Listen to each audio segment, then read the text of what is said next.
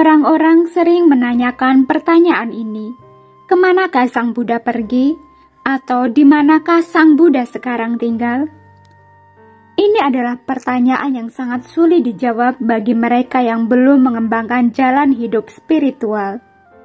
Ini disebabkan setiap orang memikirkan mengenai hidup dengan cara pandang duniawi. Suatu hal yang sulit bagi orang-orang untuk memahami konsep tentang seorang Buddha. Beberapa misionaris agama tertentu mendatangi umat Buddha dan berkata bahwa Sang Buddha bukanlah Tuhan, ia adalah manusia. Ia telah mati dan menghilang. Bagaimana seseorang mendapatkan manfaat dari penyembahan orang yang sudah mati? Tetapi kita perlu memahami bahwa Sang Buddha disebut sebagai Sata Dewa Manusanang atau guru para dewa dan manusia. Kapan saja para dewa memiliki masalah, mereka mendatangi Sang Buddha untuk mendapatkan nasihatnya. Kemudian para misionaris tersebut mengeklaim Tuhan mereka adalah Tuhan yang hidup. Dan itulah kenapa setiap orang harus menyembahnya. Menurut ilmu pengetahuan, memerlukan jutaan tahun bagi kita untuk mengembangkan pikiran dan pemahaman kita. Ketika pikiran manusia belum sepenuhnya berkembang, mereka menyadari akan adanya kekuatan-kekuatan yang membuat alam bekerja. Karena mereka tidak dapat memahami bagaimana persisnya alam itu bekerja. Mereka mulai berpikir pastilah ada seseorang yang menciptakan dan memelihara peristiwa ini. Untuk membantu yang lain memahami konsep ini, mereka mengubah energi ini menjadi suatu bentuk dan mewakilinya secara fisik sebagai patung-patung dan lukisan-lukisan. Roh-roh atau kekuatan-kekuatan ini begitu penting untuk membuat manusia melakukan sesuatu yang baik dan tidak melakukan sesuatu yang buruk, dan untuk memberi mereka pahala jika mereka melakukan hal yang baik. Kita selalu memiliki rasa takut, khawatir, curiga, ketidakamanan, sehingga kita membutuhkan seseorang untuk bergantung padanya, untuk melindungi kita. Seringkali kekuatan ini dirubah menjadi Tuhan yang tunggal. Sekarang, sebagian orang bergantung pada Tuhan untuk segalanya. Demikianlah mengapa mereka mencoba memperkenalkan ide mengenai roh yang kekal, yang pergi dari sini dan tinggal di surga yang abadi. Hal itu memuaskan kehausan akan kehidupan kekal. Sang Buddha mengatakan bahwa segala sesuatu yang muncul dalam suatu keberadaan adalah subjek dari perubahan, kehancuran, dan kelapukan. Ketika kita menganalisa kehidupan Sang Buddha, kita melihat ia tidak pernah memperkenalkan dirinya sebagai anak Tuhan atau pembawa pesan, tetapi sebagai guru agama yang tercerahkan. Pada saat yang sama, Sang Buddha juga tidak pernah memperkenalkan dirinya sebagai inkarnasi dari Buddha lain. Sang Buddha tidak diciptakan oleh Buddha yang lain. Jadi, Buddha bukanlah reinkarnasi dari Buddha yang lain. Beliau adalah seorang individu yang dengan bekerja dalam periode waktu yang lama, mengembangkan kehidupan setelah kehidupan, dan menanam semua kualitas, kebajikan, kebijaksanaan agung yang kita sebut sebagai paramita atau kesempurnaan. Ketika beliau menyempurnakan semua kualitas yang baik, ia mencapai pencerahan, yang merupakan pemahaman yang sempurna akan bagaimana alam semesta bekerja. Orang-orang bertanya, bagaimana Sang Buddha dapat mencapai pencerahan tanpa dukungan dari Tuhan manapun?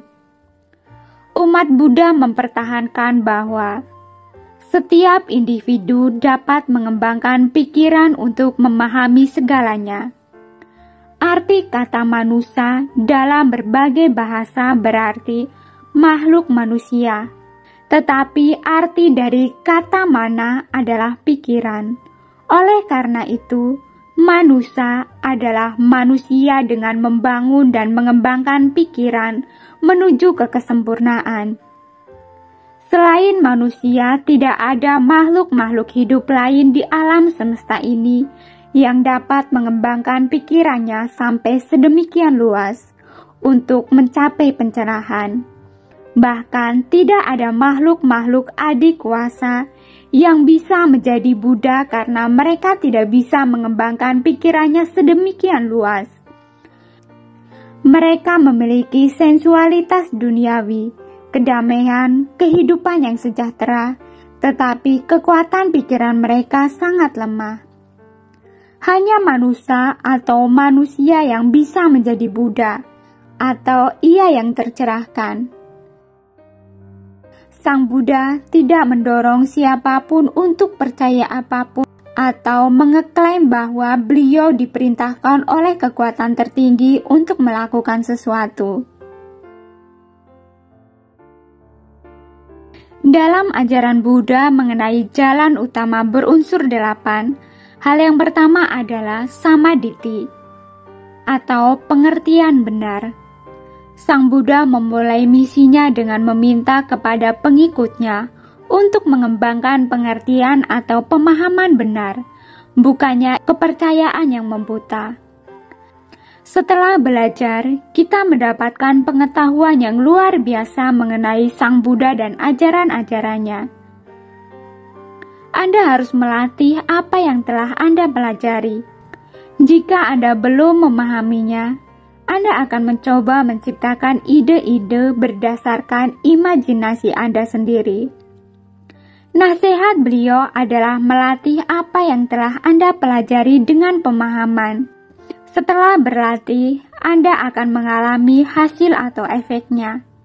Inilah 3 metode yang Sang Buddha ajarkan, yaitu belajar, memahami, dan berlatih. Inilah jalan untuk hidup di dunia ini, untuk terlepas dari penderitaan. Sekarang Anda dapat memahami bahwa jalan Sang Buddha dalam memperkenalkan agama dengan tidak meminta kita untuk percaya apapun, tetapi untuk belajar, berlatih, dan alami hasilnya.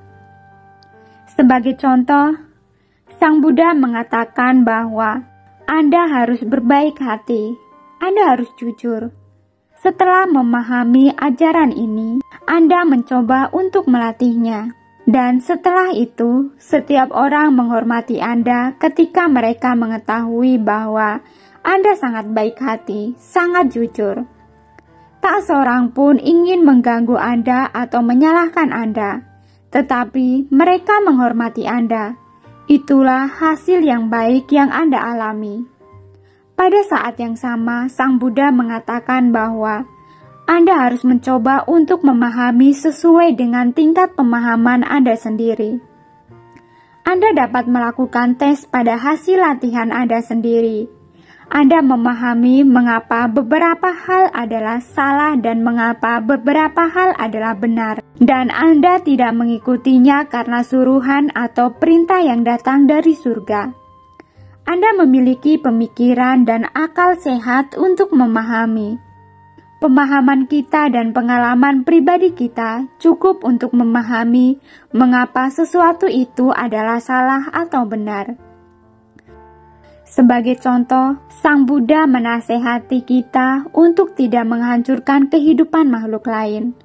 Beliau tidak memperkenalkan hal ini sebagai hukum agama, karena pemahaman manusia pasti dapat mengetahui bahwa membunuh itu adalah kejam. Tidaklah sukar bagi kita untuk memahami mengapa hal ini buruk, karena ketika orang lain datang dan mencoba membunuh kita, pastilah kita tidak akan menyukainya. Beliau mengatakan bahwa ketika Anda memiliki sesuatu yang berharga telah dicuri oleh seseorang, bagaimanakah perasaan Anda? Dalam cara yang sama, ketika kita mencuri milik orang lain, mereka juga tidak menyukainya. Tidaklah diperlukan bagi kita untuk menerima perintah dari Buddha untuk memahami konsep sederhana ini. Guru-guru agama muncul di dunia untuk mengingatkan kita apa yang telah kita lalaikan atau lupakan. Pengalaman dan pemahaman pribadi Anda sendiri lebih dari cukup untuk Anda mengetahui mengapa hal-hal tertentu adalah benar atau salah. Sang Buddha menasehati kita untuk berpikir dan memahami. Kita memiliki pikiran yang beralasan. Kita memiliki akal sehat tidak seperti makhluk hidup lainnya yang juga memiliki pikiran tetapi tidak dapat berpikir secara rasional. Pikiran mereka terbatas untuk mencari makan, tempat bernaung, perlindungan, dan kenikmatan sensual. Mereka tidak meningkatkan pikiran mereka lebih luas, tetapi manusia memiliki pikiran untuk berpikir dan memahami sampai tahap maksimal. Inilah kenapa para ilmuwan telah menyelidiki dan menemukan berbagai hal yang belum pernah kita dengar sebelumnya. Tidak ada makhluk hidup lain di dunia ini yang dapat mengembangkan pikirannya sampai seluas itu. Karena itulah, hanya manusia saja yang dapat menjadi Buddha. Hanya dengan mengembangkan pikiran mereka, manusia dapat mencapai pencerahan. Sang Buddha mengatakan kepada kita untuk bertindak sesuai dengan pengalaman kita. Kemudian kita dapat mengalami hasilnya. Sang Buddha pernah mengatakan, apakah Sang Buddha muncul atau tidak, Dhamma tetap ada selamanya di dunia ini. Ketika seorang Buddha muncul, ia menyadari bahwa orang-orang telah melupakan Dhamma yang sejati. Dhamma yang saya pahami ini bukanlah Dhamma yang diciptakan olehku, kata Sang Buddha. Dhamma ini selalu tetapi orang-orang telah salah menafsirkannya, menciptakan konsep yang salah menurut imajinasi diri mereka sendiri, dan secara keseluruhan mencemarkan kemurnian Dhamma. Bahkan hal ini terjadi sekarang, setelah 2500 tahun Sang Buddha mengungkapkan kebenaran sebagai Dhamma. Orang-orang melakukan kesalahan-kesalahan dalam berabad-abad lamanya di dalam nama Buddha. Hal ini bukan berarti mereka benar-benar mengikuti nasihat yang diberikan oleh Sang Buddha. Tetapi mereka memperkenalkan praktik kebudayaan tradisional mereka yang dicampur dengan Buddhisme dan memperkenalkannya sebagai Buddhisme. Sebagai umat Buddha, kita harus berusaha untuk mempelajari apa yang diajarkan oleh Sang Buddha dan berusaha untuk melatih apa yang Sang Buddha ajarkan untuk mencapai keselamatan kita. Orang-orang bertanya, di manakah Sang Buddha? Untuk berlatih Buddhisme, tidak perlu bagi kita untuk mengetahui di manakah Sang Buddha, atau kemanakah Sang Buddha telah pergi. Ambillah sebagai perumpamaan, kita memiliki listrik yang ditemukan oleh seseorang. Apakah penting bagi kita untuk mengetahui orang yang menemukan listrik, di manakah dia dan dari negara mana dia datang dan siapa namanya? Tugas kita adalah menggunakan listrik itu. Mereka yang menemukan atom atau energi atom dapat menggunakan energi atom ini untuk tujuan pembangunan ataupun penghancuran. Jadi adalah tugas kita untuk menggunakan energi ini dalam cara-cara yang patut. Tidaklah perlu untuk mengetahui sesungguhnya siapa yang menemukan energi atom ini. Manusia telah menemukan komputer dan televisi, tetapi bukanlah hal yang penting bagi kita untuk mengetahui nama dan hal-hal mendetail lainnya dari mereka. Tugas kita adalah menggunakannya. Dengan cara yang sama, janganlah bertanya di manakah Sang Buddha, atau kemanakah Sang Buddha pergi. Jika Dhamma apa yang ia ajarkan adalah benar, tersedia dan efektif, mengapa kita perlu untuk mengetahui di mana Sang Buddha?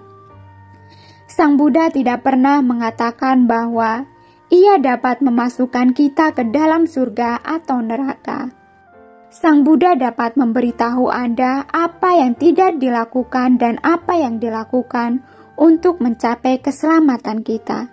Itulah satu-satunya yang dapat Sang Buddha lakukan. Ia tidak dapat melakukan apapun untuk Anda. Tugas Anda adalah berlatih apa yang telah Sang Buddha ajarkan kepada kita. Sang Buddha tidak pernah mengatakan bahwa kesalahan yang diciptakan oleh seseorang dapat dihapus oleh orang lain.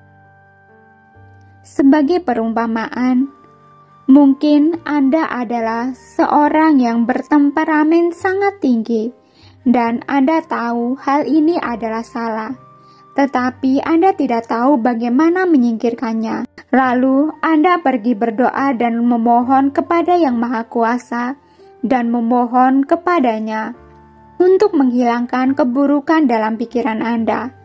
Apakah Anda pikir Yang Maha Kuasa manapun dapat melakukannya?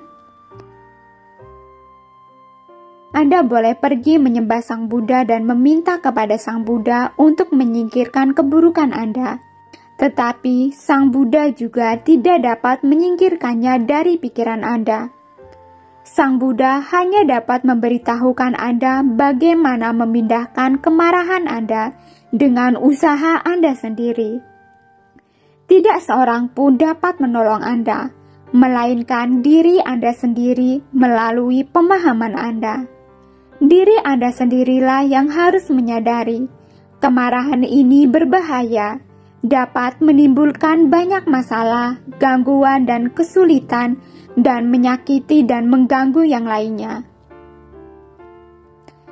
Saya harus berusaha mengurangi rasa marah dengan kekuatan batin saya dan menimbulkan keinginan kuat untuk menarik kemarahan dari pikiran. Jadi, Sang Buddha ataupun Tuhan tidak dapat menghapus kesalahan yang dibuat oleh kita, tetapi kita sendiri yang dapat melakukannya. Ada nasihat yang baik yang diberikan oleh Sang Buddha.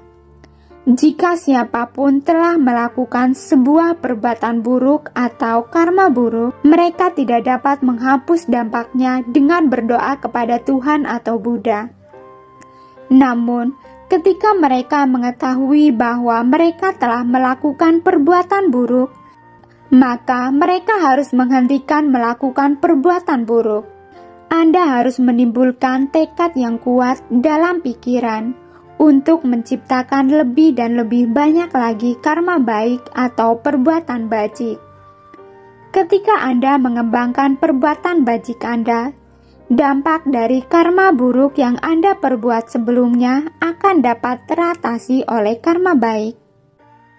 Sebagai contoh, Anggulimala, seorang pembunuh yang membunuh hampir 1.000 manusia. Ketika Sang Buddha mengetahuinya, beliau datang dan menemuinya. Anggulimala ingin membunuh Sang Buddha karena ia telah menyelesaikan 999 pembunuhan. Ia bersumpah untuk membunuh 1.000 orang, sehingga ia sangat senang ketika ia melihat Sang Buddha, dan ia berusaha untuk menangkapnya. Sekali-kali Sang Buddha menunjukkan sedikit keajaiban. Mengetahui bahwa sukar untuk mengajar orang ini, Sang Buddha berjalan secara normal dan membiarkan Anggulimala untuk lari mengejar. Meskipun Anggulimala telah berlari hampir 4 mil, ia tidak dapat mendekati Sang Buddha. Kemudian Anggulimala meminta kepada Sang Buddha untuk berhenti. Dan Sang Buddha mengetahuinya bahwa sudah saatnya bagi Sang Buddha untuk berbicara kepada Anggulimala. Sang Buddha kemudian berkata, "Saya telah berhenti, engkaulah yang berlari." Anggulimala berkata, "Bagaimana engkau bisa katakan bahwa kau telah berhenti? Saya melihatmu berjalan." Sang Buddha menjawab, saya telah berhenti berarti saya telah berhenti membunuh atau menghancurkan kehidupan makhluk hidup. Kau yang berlari, berarti kau masih melakukan kejahatan. Jika kau berhenti berlari, maka kau dapat menangkapku. Kemudian Anggulimala berkata, saya tidak dapat memahami apa yang engkau katakan. Kemudian Sang Buddha berkata, saya telah berhenti membunuh, dan kamu masih melakukannya. Itulah artinya berlari. Kau berlari dalam samsara. Lalu Anggulimala mengetahui bahwa ia bersalah dan memutuskan untuk mengikuti Sang Buddha, dan ia menjadi biku dan mulai bermeditasi. Kemudian ia mencapai kearahatan dan menggapai nirwana. Karma buruk tidak memiliki kesempatan untuk datang kepadanya. Ia mengembangkan karma baik, dan karma buruk tidak memiliki kesempatan untuk berbuah kepadanya. Itulah yang Sang Buddha telah katakan. Sang Buddha mengajarkan metode ini untuk mengatasi efek atau dampak dari karma buruk, bukan berdoa kepada Tuhan manapun, tetapi dengan melakukan lebih dan lebih banyak perbuatan bajik. Banyak orang yang bertanya, kemanakah Sang Buddha pergi? Jika seseorang mengatakan bahwa Sang Buddha pergi ke nirwana, maka mereka berpikir bahwa nirwana itu adalah suatu tempat. Nirwana bukanlah suatu tempat. Nirwana merupakan kondisi batin bagi kita yang mencapai pengalaman akan pembebasan akhir. Kita tidak bisa mengatakan bahwa Sang Buddha telah pergi ke suatu tempat, atau Sang Buddha tetap ada tetapi ia mengalami nirwana atau tujuan akhir dalam hidup. Jadi, jawaban terbaik untuk pertanyaan di manakah Sang Buddha adalah Sang Buddha berada dalam pikiran Anda yang telah merealisasikan kebenaran tertinggi. Terima kasih sudah menonton, semoga bermanfaat dan semoga Anda berbahagia.